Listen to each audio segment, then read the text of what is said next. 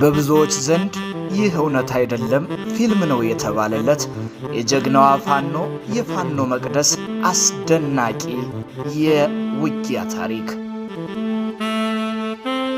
የሻምበሉ አዛዥ ፋኖ ብርሃን እንዲህ ሲል ትእዛዝ ሰጣት። እኔ ሁለቱንም እግሬን በአውቶማቲክ ጥይት ተመትቻለሁ። መንቀሳቀስ አልችልም። አንቺ በቀረሽ ተተኳሽ ሽፋን እየሰጠሽ ራስሽን አውጪ። ግን ከዛ በፊት አንድ ነገር አድርጊ። በጠላት እጅ መሞት አልፈልግም። ስለዚህ እኔን በአንድ ጥይት ጨርሰሽኝ ሂጅ አላት። ፋኖ መቅደስ ከሻምበል አዛዧ በሰማችው ነገር በእጅጉ ተበሳጨች። ውስጧ ሐሞት ሲረጭ፣ ሰውነቷ ሲኮማተር ተሰማት። አብረን እንሞታታለን እንጂ ጥዬህም አልወጣም። ሲጀመር እኔ ሳልሞት አንተ አትሞትም። ጓዱን ጥሎ መውጣት በፋኖ ዘንድ አይታሰብም። ቃል ኪዳን አለብኝ የሚል ክብረት የጠነከረ አጭር ምላሽ ሰጠችው። ፋኖ መቅደስ እሱን ለመጠበቅ ካሰበች በጠላት እጅ እንደምትወድቅ የተረዳው አዛዧ ጥይት በመጨረሱ የያዘውን ቦምብ በራሱ ላይ ለማፈንዳት በማሰብ ፋኖ መቅደስን ወደ ኋላ ብዙ እርምጃዎች እንድትርቅ አዘዛት። ጥሩ፣ እንግዲያስ ወደ ኋላ ሁኝና ቦታ ይዘሽ እየተከላከልሽ ቆይ አላት። ፋኖ መቅደስ ግን እቅዱ ቀድሞ ገብቷት ስለነበር የያዝከውን ቦምብ አምጣ አለችው። ቀለበቱን ሊነቀል ቢታገልም ከመቅጽበት ተወርውራ ቀማችውና ከመንቀል አዳነችው። በተደጋጋሚ ለመናት። በተደጋጋሚ ሊማጸናት ሞከረ። እንደምታየው እኔ መንቀሳቀስ አልችልም። ብዙ ደም እየፈሰሰኝ ነው። ስለዚህ ጨርሽኝና በቀረሽ ጥይት እየተታኮሽ ራስሽን አውጪ። አንቺ ከተረፍሽ ነገ የኔና የጓዶቻችንን አስከሬን ታስነሻለሽ፣ በክብር እንድንቀበርም ታደርጊያለሽ።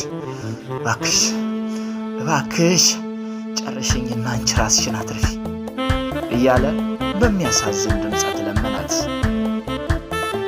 እሷም እንደማታደርገው አስረግጣ ነገረችው። እሱ ወደ አንድ በኩል አስቀምጣ ገዢ ቦታ መያዟን ካረጋገጠች በኋላ ለጠላት አጸፌታዊ ምላሽ መስጠቷን ጀመረች።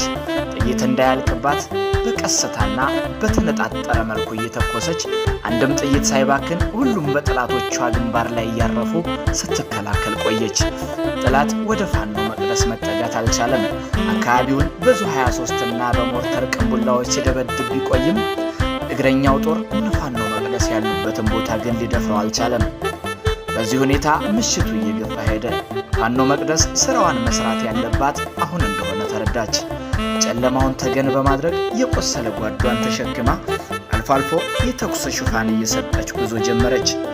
ጓዷን እንደተሸከመች በደረቷ እየተሳበች ጠላት ወደ እነሱ መጠጋት ሲጀምር ደግሞ ወደ ኋላ ዞራ እየተኮሰች ያጸፌታ ምላሽ እየሰጠች አዳር ሙሉ ስትጓዝ አደረች። ሊነጋጋ ሲል የጠላት ቀጠናን ጨርሳ ልትወጣ ጥቂት ሲቀራት ቁም፣ ማንነትን አሳውቅ የሚል ድንገተኛ ትዕዛዝ መጣባት። ድጋሚ ከበባዋ ውስጥ መግባቷ ታወቃት። አጀሪት በጀርባው የተሸከመችውን ቁስለኛውን ሻምበል መሪዋን ከመቅጽበት ወደ አንድ የድንጋይ ካብ ስር ጠጋ አድርጋ እሷም ወደ አንድ የድንጋይ ቋጥኝ ዘላ በመግባት ቦታ እንደያዘች ድምፅ ወደ ሰማችበት አቅጣጫ ክላሿን ደግና መጠባበቅ ጀመረች። የቀድሞ ትዕዛዝ በድጋሚ ተላለፈ። ማነህ? እርምጃ ከመውሰዳችን በፊት ማንነትህን አሳውቅ፣ ዙሪያህን ተገባህ የሚል መልእክት መጣ። ፋኖ መቅደስ አፍታ ሳትቆይ ድምጿን ጎላ አድርጋ በቃኝ ቡድን የሚጠቀሙበትን የይለፍ ኮድ ተናገረች። ከወደዛኛው ቡድንም እሷ ለተናገረችው ኮድ ተስማሚ የሆነ ምላሽ መጣላት። የወገን ኃይል ነበር። ሁለቱ ጓዶች ተቆርጠው መቅረታቸው መረጃው ወደ ኮሩ ማዕከል ደርሶ ስለነበር የድንገተኛ ሕክምና ባለሙያዎችን ቡድን ያካተተ አንድ ሻለቃ ጦር በአስቸኳይ ተልኮ ወደ ቀጠናው ከገባ በኋላ ተቆርጠው የቀሩ ጓደኞችን ለማሰስ አዳሩን ሲደክም ነበር ያደረው። ንጋት ላይ ፈላጊዎችና ተፈላጊዎቹ ጓዶች ሲገናኙ ምድር ባንድ እግሯ ቆመች። እርስ በርስ እየተቃቀፉ የደስታ እንባ አነቡ። የሕክምና ባለሙያዎችም የቆሰለውን ፋኖ ብርሃንን ተረከቡ።